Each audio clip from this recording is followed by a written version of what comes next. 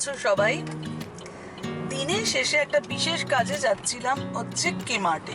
সেই বিশেষ কাজটা কি বলছি তার আগে হ্যালো হ্যালো।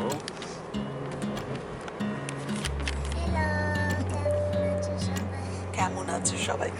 হ্যাঁ, আমরা যাচ্ছি কেমার্টে। তার কারণ হচ্ছে রাতে মানে দেরি করে 8টা সাড়ে 8টার পরে যদি মেলবোর্নে কোথাও শপিং করতে যাওয়া যায় এবং কাজের জিনিস খুঁজে পেতে হয়, সেটা হচ্ছে কেমার্ট। অনেকেই জেনে গেছো এতদিন ধরে যারা আমার ব্লগ দেখো। কেমার্ট হচ্ছে আমাদের প্রেসের ডলার স্টোর আর আমাদের অস্ট্রেলিয়ার কেমার্ট একই ব্যাপার। সো মিচিও স্কুল থেকে ফিরে এসেছিল এবং তারপর টুকটাক টুকটাক যেরকম থাকে ইভিনিং রুটিন। বাট আজকের ব্লগে আমি সেটা নিয়ে কথা বলছি না তোমাদের সাথে। এখন যাচ্ছি হচ্ছে কেমার্টে বেশ কিছু স্টোরেজ কিনতে। তো এখন যখন যাচ্ছিলাম গাড়িতে কথা বলতে বলতে বিশ্ব আমাকে বলে, জানো মিঠি না ওর লাইফে ফার্স্ট জব অ্যাপ্লিকেশন করেছে। না কি করেছে? বলছে মিঠি না ওর লাইফে ফার্স্ট জব অ্যাপ্লিকেশন করেছে। তাহলে দাঁড়া ভালো করে শুনি যে মিঠির মুখ থেকে শুনি কে কোথায় তুই লাইফের ফার্স্ট জব অ্যাপ্লিকেশন করেছিস? স্কুলে। স্কুলে কি জব? আমাদের ক্লাসরুম জব থাকে। আমি অ্যাপ্লিকেশনে রেখেছি যে আমি আইসিটি জব করব, which is basically iPad monitor আর মেসেঞ্জার। আইসিটি ফুল ফর্ম কি? I do not know about that, but it's basically iPad. So you are going to be the iPad monitor? I mean, I wish to do that. She's going to see what's best for us. Oh, so তুই apply করেছিস, এবার তুই সেই জবটা পাবে কিনা, salary দেবে? Also, I have a second job which I have to choose from. So I choose Messenger as well, which is basically sending messages to other teachers and the principal, which is Miss. So এটা তোর internship চলছে তাই তো? তো কোনো salary নেই তো? ও salary. তো যাই হোক, বাই দ্য ওয়ে তুই অ্যাপ্লিকেশনে কি লিখেছিস, কিভাবে অ্যাপ্লিকেশন লেটারটা লিখেছিস আমাদেরকে একটু শেখা।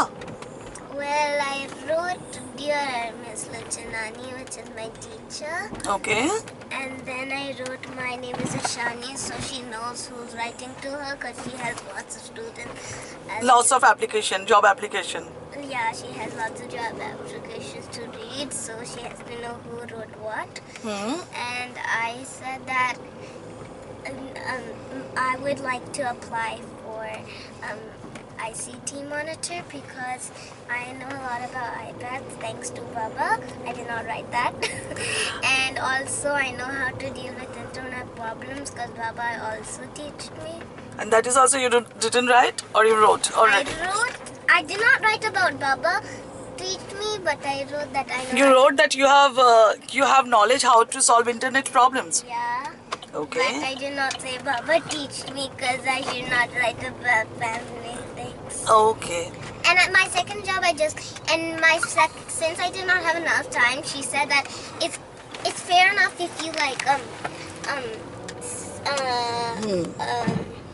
like write your second job, but you don't have to write why. And I said that I want to for my second job I want to be a messenger monitor. Messenger monitor. So Mithi ওর লাইফের first job letter submit করেছে। এখন দেখার ব্যাপার যে ও সেই জবটা পায় কি পায় না। তো তোদের কবে হবে সিলেকশন? নেক্সট উইকে মানডে বলবে যে কি জব আমাদের হবে। ওকে, সো নেক্সট উইকে মানডেতে মিঠি জব পেলো কিনা আমরা জানবো এবং তোমাদেরকে জানাবো। So Mithi, how old are you now? 7। তো বিশ্ব বলছে মনে রাখবে 7 বছর বয়সে প্রথম জব লেটার লিখেছে এবং জব অ্যাপ্লিকেশন করেছে। তো যাই হোক, এখন আমার জব হচ্ছে গিয়ে স্টোরেজ কেনা। কারণ কালকে আমার সব থেকে বড় কাজ হচ্ছে বা বড় টার্গেট হচ্ছে সেটা হচ্ছে যে আমরা তো শিফট করেছি এবং অলমোস্ট 3-4 মাস আমরা অক্টোবরের লাস্ট 31 তারিখে তো ছিল লক্ষ্মী পুজো, সেদিন শিফট করেছি। তারপর থেকে তো জিনিসগুলোকে জাস্ট ঢোকানো হয়েছে বিভিন্ন জায়গায়। এবং কিন্তু এখন যেটা হচ্ছে যে ডে টু ডে লাইফে জামা কাপড় এবং অনেক টুকটাক জিনিসপত্র না পেতে অসুবিধা হচ্ছে বা অর্গানাইজ করতে অসুবিধা হচ্ছে। আর আমি কোনো ফিক্সড কিছু এই মুহূর্তে কিনতে চাইছি না, কারণ তোমরা জানো যে কিছুদিন বাদে আমাকে আবার শিফট করতে হবে বা কয়েক মাস বাদে, কিছুদিন না কয়েক মাস বাদে আমাকে আবার শিফট করতে হবে। তো সেই কারণে আমি ভাবলাম যে কেমার্টে ওই প্লাস্টিকের যে স্টোরেজ বক্সগুলো হয় যে সেইগুলো আমার জন্য খুব সুবিধা হয়, কারণ আমি একটা বার করবো সেখানে জিনিসগুলো। ওয়েট আ সেকেন্ড মামা। তো চলো আমি দেখি আমি কি কি পাচ্ছি। আজকে যে জিনিসগুলোকে নিয়ে বাড়ি চলে আসবো এবং কালকে কাজটা করবো। That's a plan.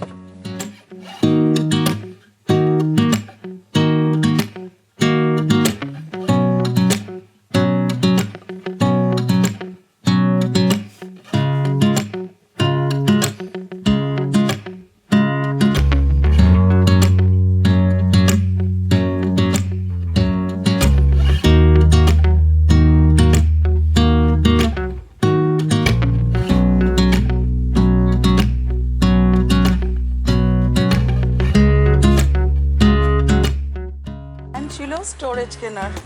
তুই কি কি কিনেছিস তোর জন্য? Bike, helmet. Bike? What is bike?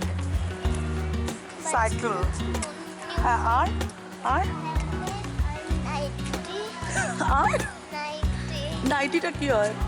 মানে হঠাৎ তোর নাইটি পরার শখ কেন হলো? আমি জানি না লোকে কে পরে নাইটি? মা মা। আমার বন্ধু তোর কোন বন্ধু নাইটি পরে? তোর কোনো বন্ধু নাইটি পরে না। বড় একটা বন্ধু আছে আচ্ছা, বড় একটা বন্ধু আছে, ও নাইটি পরে, সে কারণে পিটির মনে হয়েছে। but it's also easier and you can't get it পিটির মনে হচ্ছে ওরও রাতে নাইটি পরা উচিত, তার জন্য একটা নাইটি কিনে এনেছে। আমি বাড়িতে গিয়ে তোমাদেরকে দেখাচ্ছি। জামা কাপড় স্টোরেজের জন্য আমি এই বক্সগুলো এনেছি, কারণ এই বক্সগুলো না মাল্টিপারপাস ইউজ করা যায়। আর দেখ, আগে তোমাদেরকে দেখিয়ে নিই। তো এরকম অ্যাকচুয়ালি একটা একটু বড় আমার নিচে কয়েকটা খাতা আনা হয়েছে। ও বলছিলাম না সেই মিঠির খুব নাইটি পরার শখ, এটা ধুতে দেওয়া হয়নি, বেচারি আজকে পড়তে পারবে না। এই হচ্ছে মিঠির নাইটি, এই হচ্ছে মিঠির নাইটি, মিঠি নাইটি পরবে।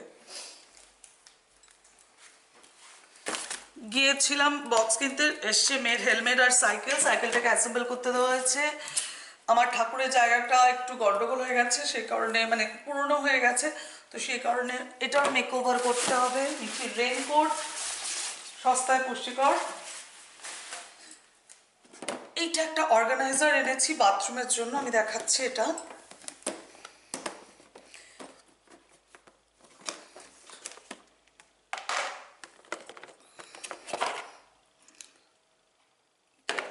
আর বাথরুমের জন্য আমি কাঠের আনতে পারতাম, কিন্তু সত্যি কথা বলতে মিঠি এখনো ছোট, এটা আমি যখন রাখবো তোমরা বুঝতে পারবে যে কেন আমি প্লাস্টিকের এনেছি।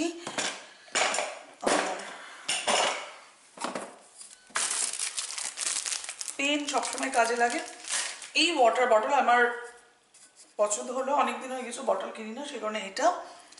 আর হচ্ছে দুটো বক্স, তো এগুলো একটু ছোট, এগুলো হচ্ছে তোমার 60 লিটারের, আর এটা হচ্ছে তোমার 80 লিটারের। তো আমি আমার মাথায় যেটা চলছে আমি তোমাদেরকে বলবো, তার আগে আমি এক কাজ করি, এগুলোকে এখন আমি ডিসইনফেক্টিভ যে টিস্যু আছে সেটা দিয়ে মুছে নিচ্ছি। শুধুমাত্র যে আমার বেডরুমের মেন ওয়ার্ড্রোবটাকে একটু রিঅ্যারেঞ্জ করছি তাই নয়, এই রুমটা রিঅ্যারেঞ্জ কি অ্যারেঞ্জই করছি, কারণ এটা অ্যারেঞ্জই করা হয়নি। জাস্ট ওখানে কোনায় একটা টেবিল, যেটা আমাদের ডাইনিং টেবিল হিসেবে ছিল, সেটাকে রাখা, এবং একটা ওই ফোল্ডিং টেবিল যেটা উঁচু করে নিয়ে অফিসের কাজে ইউজ করে। কারণ ওর যেটা হয় যে একটানা বসে কাজ করলে কোমর ব্যথা হয়ে যায়, আবার বেশিক্ষণ দাঁড়িয়েও করা যায় না। আর যেরকম বলি যে দুটো ঘরকেই আমরা অল্টার করে ইউজ করি। তো আগের দিন আমি একটা ব্লগে বলেছিলাম যে আমার এরকম ফ্লোর সিটিং বা ফ্লোর অ্যারেঞ্জমেন্ট আমার খুব ভালো লাগে, যেটাকে কলকাতায় এটা হতো যে তোষক পেতে সবাই মিলে আড্ডা মারা, বা বাড়িতে গেস্ট আসলে এক্সট্রা বেড থাকা। তো আমরা যেহেতু এখনও মানে প্রসেসে রয়েছি যে নতুন বাড়িটা কীরকম ডিজাইন করব, সেই অনুযায়ী কীরকম বেড ফ্রেম হবে না হবে, তো সেই কারণে আমরা বেড ফ্রেম কিনিনি, বাট আমরা একটা ম্যাট্রেস, তোমাদের মনে আছে আমি একটা ব্লগে দেখিয়েছিলাম যে আমরা বিভিন্ন জায়গায় মানে ডিসেম্বরের যখন পোস্ট সেল যেটা বলে সেখানে গিয়েছিলাম, এবং এই ম্যাট্রেসটা আমরা এনেছি স্নুজ থেকে। 10 বছরের ওয়ারেন্টি রয়েছে এই ম্যাট্রেসটাতে। তো আপাতত জাস্ট এটাকে এখানে পেতে রাখছি, কারণ একটু একটু করে ঘরটাকে অর্গানাইজ করতে হবে। বাট আমার আজকে মেইন ফোকাস হচ্ছে আমাদের এটা হচ্ছে মাস্টার বেডরুমের যে ওয়াক ইন রুমটা, এটাকে অর্গানাইজ করা। এটা এই কিউবিকালগুলো আমার আগের বাড়িতে ছিল, এবং তোমরা দেখতে পাচ্ছ এটা একটু অগোছলো হয়ে গেছে। এই যে দুটো ব্যাগ সেই যে আনা হয়েছিল, তারপর থেকে এগুলোকে আর কিছু করাই হয়নি। তো সেই কারণে গতকাল আমরা গিয়েছিলাম কে মার্টে স্টোরেজ কিনতে।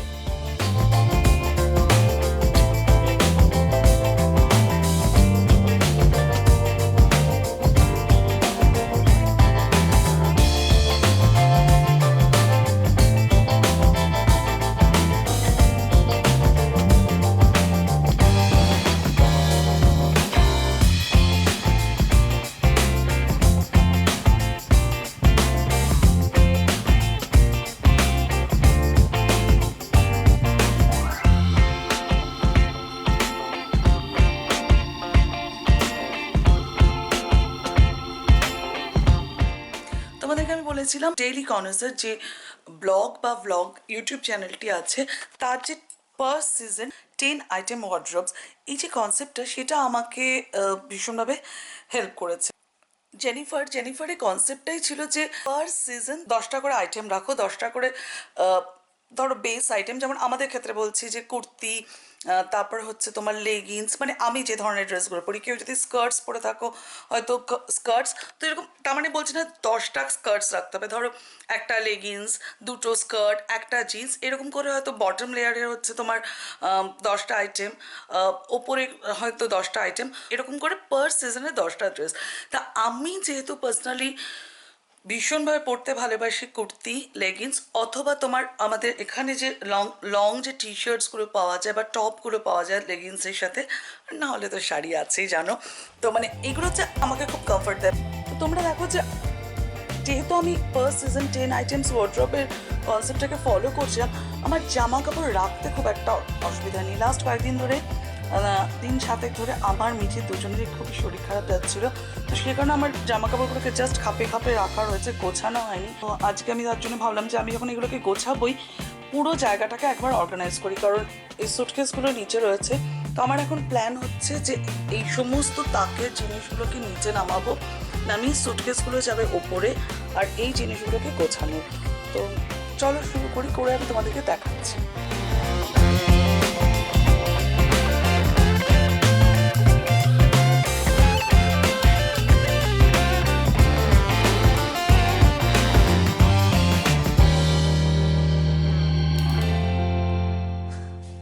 এটা একটা বড় প্রজেক্টের কাজ, সবে এটা খালি করা হলো, মানে খালি করে পরিষ্কার করে উপরে তোলা হলো। তো এই পুরো কাজটা সারতে আমার 1.5 থেকে 2 ঘন্টা তো লাগবেই আরামসে, বাট যাই হোক আজকে আমি এই 1.5-2 ঘন্টা এর জন্য অ্যালোকেট করে রেখেছিলাম। তো তোমরা বরং এক কাজ করো, আমার আগের দিন আমি যে কিনভা মুগ ডালের খিচুড়িটা বানিয়েছিলাম সেই রেসিপিটা দেখতে থাকো, ততক্ষণ আমি গুছিয়ে নিয়ে তোমাদেরকে দেখাচ্ছি।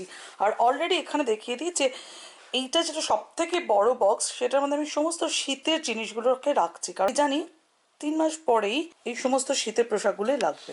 আর এই বক্সের মধ্যে আমি আমার বাকি সমস্ত নিত্যদিনের জামা কাপড়, যেগুলো আমি ঘুরিয়ে ফিরিয়ে সারা বছর ধরে পরি, সেই সমস্ত কিছু রেখে দিয়েছি। এটাকে আমি করেছি উলের বক্স। আমার সমস্ত জিনিস রাখা হয়ে গেছে, আমার মনে হচ্ছে এটার মধ্যে মিঠির জিনিসগুলো রাখা হয়ে যাবে। আমি 3টে বক্স কিনেছিলাম, তো 2টোতে আমার মোটামুটি পারপাস সলভ হয়ে যাচ্ছে এবং একটা বক্স খালি থাকবে, ফলে বিশ্বর কাজটা আমি করে নিতে পারবো। আমি কেন এই বক্সগুলোতে করেছি আমি তোমাদেরকে দেখাচ্ছি, কাজটা শেষ করে নিই। তো চলো তোমরা খিচুড়ির রেসিপিটা দেখো। তো কিনবার খিচুড়ি বানানোর জন্য আমি সর্ষের তেলটা গরম করে নিয়েছি। জানি না পৃথিবীতে কেউ কোনোদিনও কিনবা, মানে অ্যাকচুয়ালি কিনওয়াটা যে দেশের, তারা যে কোনো দিনও সর্ষের তেল ব্যবহার করে কিনা বা করেছেন কিনা, কিন্তু ওই হয় না যে ইনগ্রিডিয়েন্ট না, ইনগ্রিডিয়েন্টসের কম্বিনেশনটাই কিন্তু একটা কুইজিন বা একটা ডিশকে তৈরি করে, বা বলতে পারো কুইজিনের বিবর্তন হয়তো এইভাবেই হয়। কারণ যেমন বাঙালি কোনোদিনও মানে এর আগে কিনবা চাষ করেছিল কিনা সন্দেহ আছে। তো যাই হোক, তেলটাকে একটু বেশি পড়লো মনে হচ্ছে, একটু বেশি, তাই না? তারও আমি বাঁধাকপির কড়াইটার মধ্যে, বাঁধাকপির তরকারি আর কি দেখাবো তোমাদের, আমরা সবাই বানাতে জানি। আর যদি কেউ নতুন থাকো, রেসিপি শেয়ার অলরেডি করে রেখেছি বাঁধাকপির ঘন্টের। হ্যাঁ, এই তেলটা আবার ঠিক আছে, আগে তেলটা একটু বেশি হয়ে গেছিলো। খিচুড়িতে আমি ফোড়ন দেবো হচ্ছে, কিনবার খিচুড়ি হলো 5 ফোড়ন, শুকনো লঙ্কা আর তেজপাতা ফোড়ন যাবে।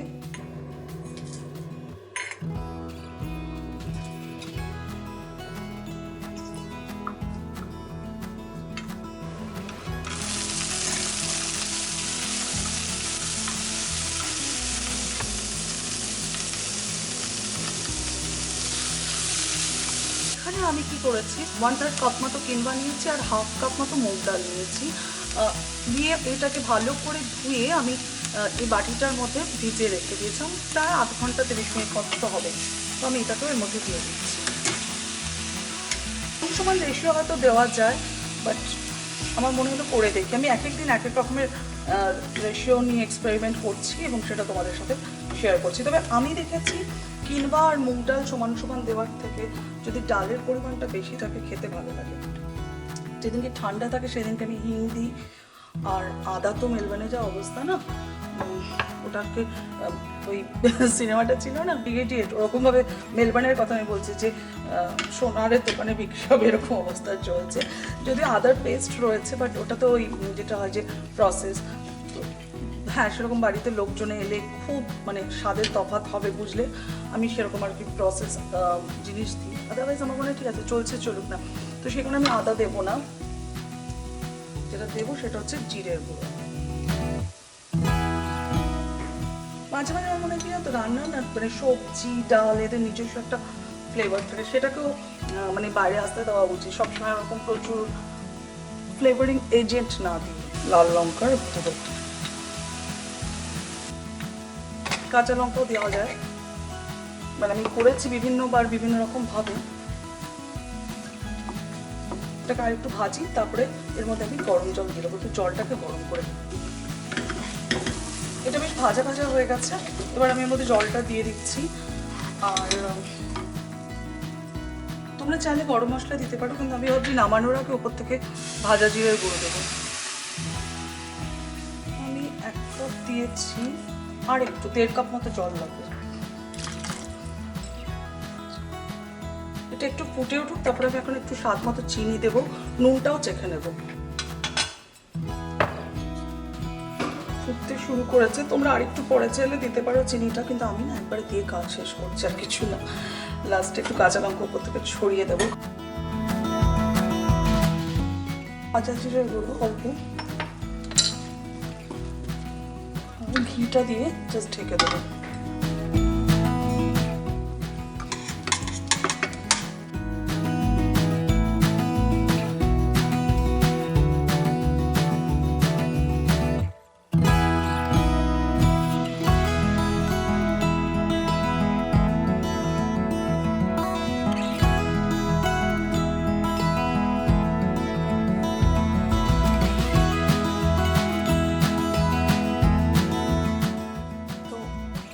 আমার ইন্ডিয়ান 10 আইটেম ওয়ার্ডরোব। আর আমি কি কি রেখেছি না রেখেছি সেগুলো নিয়ে আমি পরে একটা ব্লগে কথা বলবো। আজকে আমি ভীষণ ক্লান্ত হয়ে গেছি। আর এটা হচ্ছে বিশ্বের জায়গা।